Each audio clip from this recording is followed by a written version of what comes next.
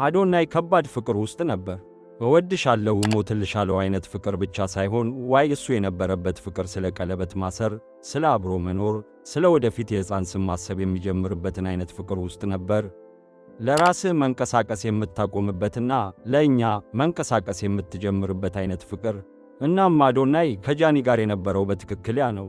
ከትዕይንቱ በስተጀርባ አዶናይ በሕይወቱ ውስጥ ትልቁን አስገራሚ ነገር በድብቅ እያዘጋጀ ነበር። አስቀድሞ ከአንድ የጌጣጌጥ ባለሙያ ጋር ተነጋግሯል። ዲዛይኑን አስቀድሞ መርቷል። በጣም የሚያብረቀርቅ ሳይሆን የሚያምር ነው። ከባህሪዋ ጋር የሚስማማ ነገር። ለፕሮፖዛሉ ዕቅድ እንኳን ነበረው። በአቅራቢያው የተደበቁ የቅርብ ጓደኞቹ፣ ካሜራዎች ዝግጁ፣ እያንዳንዱ ቃል ፍጹም እንዲሆን ስለሚፈልግ 10 ጊዜ ያህል እንደገና የጻፈው ንግግር ሊያቀርብላት ብቻ አልነበረም፣ ፈጽሞ የማትረሳውን ጊዜ ሊሰጣት ነበር። እብደቱ ክፍል ሚስቱ እንድትሆን ሊጠይቃት ሲዘጋጅ አሁንም ከቀድሞ ፍቅረኛዋ ጋር እያወራች ነበር። ተራ ሰላም ብቻ አይደለም፣ የድሮ ትዝታዎች ብቻ አይደሉም፣ ሚስጥራዊ ውይይቶች፣ የሌሊት ጥሪዎች፣ እያንዳንዱን ድንበር የሚያልፉ መልእክቶች፣ ታማኝ ከሆኑ የማይልኳቸው መልእክቶች፣ አብሮት ያለውን ወንድ የሚያከብሩ ከሆነ የማይልኳቸው መልእክቶች። በጣም መጥፎ ክፍል ደግሞ አዶናይ ምንም አያውቅም ነበር።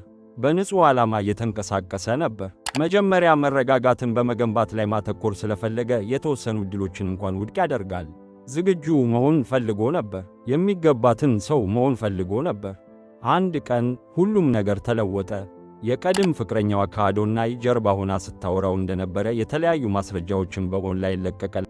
ለአንድ ሰው የታገቢኛለሽ ጥያቄ ለማቅረብ ሲዘጋጁ አስቡ እና ንግግሮን ከመለማመድ ይልቅ ልቦን የሚሰብሩ ዜና ሲያዩ አዶናይ የደረሰበት ይህ ነው። ሰዎች የልብ ሕመም ከፍተኛ እንደሆነ ያስባሉ።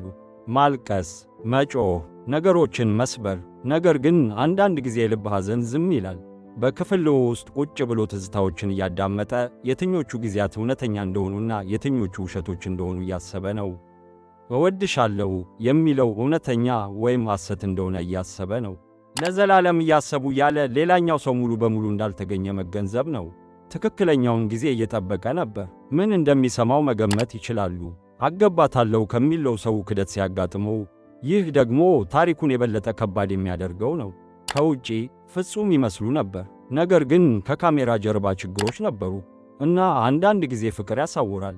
አንዳንድ ጊዜ በጭንቅላቱ ውስጥ በፈጠሩት የወደፊት ሁኔታ ላይ በጣም ስለሚያተኩሩ ትናንሽ ምልክቶችን ችላ ይላሉ። ሁሉም ነገር ይፋ ሲደረግ መለያየት ብቻ አልነበረም። ውርደት ነበር፣ ብስጭት ነበር። ደጋፊዎች ወገንን እየመረጡ ነበር። ስለ አንድ ነገር ጥልቅ የግል አስተያየት የሰጡ እንግዳ ሰዎች ነበሩ። ግን ማንም ያልጠበቀው ክፍል ይኸውና፣ አዶናይ አልተሳካለትም። አዎ ተጎድቷል። አዎ ተቆጥቶ ነበር። አዎ ተበሳጭቶ ነበር። ነገር ግን እንዲያጠፋው ከመፍቀድ ይልቅ ዝም አለ እና በመጨረሻም ሲናገር በስድብ የተሞላ አልነበረም። ግርግር አልነበረም። ቁጥጥር ይደረግበት ነበር። የተረጋጋ ነበር። አንዳንድ ጊዜ ውድቀት የፈጣሪ ጥበቃ ነው። እና ጃኒ አንድ ስህተት የዓመታትን እምነትን ሊያጠፋ ይችላል።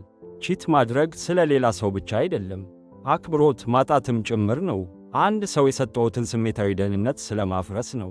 ቺት ስታደርጉ የፍቅር ጓደኛውን እየካዱ ብቻ አይደለም፣ ከእርስዎ ጋር ያቀዱትን የወደፊት ሕይወት እየካደችም ጭምር ነው። በዚህ ታሪክ ውስጥ በጣም የሚያሳዝነው አዶናይ ዝግጁ መሆኑ ነው። በአእምሮ፣ በስሜታዊነት፣ በገንዘብ ወደ ባልነት እየገባ ነበር። ግን ያለፈውን ትታ ለመሄድ ዝግጁ አልነበረችም። እና ያ አለመጣጣም ሁሉንም ነገር ያጠፋው ያ ነው። አሁን ቀለበቱ እንደ ማስታወሻ ሆኖ ይቀመጣል፣ ስለነበረው ሳይሆን ስለተከሰተው ነገር። ምናልባትም እዚህ ያለው እውነተኛ ትምህርት ይህ ነው። ፍጹም የሚመስል እያንዳንዱ ግንኙነት ጤናማ አይደለም። እያንዳንዱ እወድሻለሁ ማለት ታማኝነት ማለት አይደለም። እና አንዳንድ ጊዜ ዛሬ የምታለቅሰው የልብ ሕመም ነገ ያስወገድከው አደጋ ነው። አንዳንድ ጊዜ ፍቅር ከባድ ትምህርት ያስተምራል። ምን ይመስላችኋል? አዶናይ በትክክለኛው መንገድ ተቆጣጥሮታል ወይስ ነገሮችን በተለየ መንገድ ማድረግ ነበረበት? አስተያየቶን ከዚህ በታች ባለው አስተያየት መስጫ ይስጡ። ቪዲዮውንም ላይክ በማድረግና ሰብስክራይብ በማድረግ ቤተሰብ ይሁኑ።